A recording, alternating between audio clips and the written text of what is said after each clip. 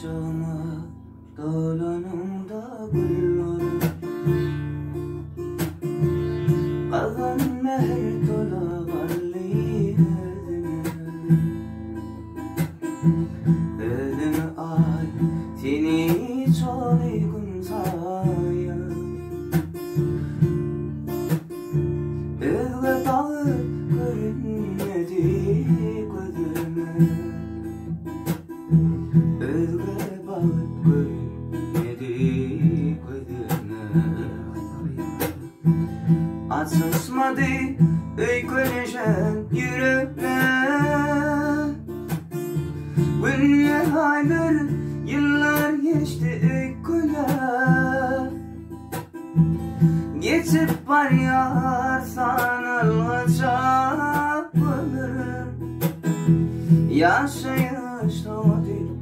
ayrılık dere Asılmadı konuşan yürekler Günler aylar yıllar geçti öyküler Geçip var yar sanılacak ömür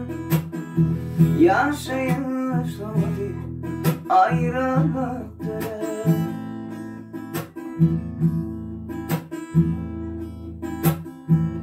Yetevel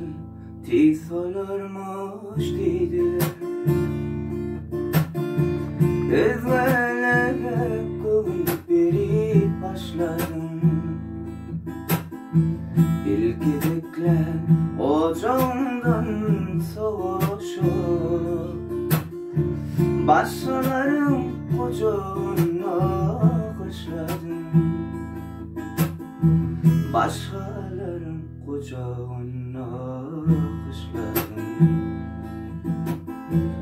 Açılmadı öyküleşen yürekler Günler aylar yıllar geçti öyküler Geçip var yar sanılacak ömür Yaşayış doğdu ayrılık dere Açılmadı konuşan yürekler Günler aylar yıllar geçti öyküler Geçip var yar sanılacak ömür Yaşayış doğdu ayrılık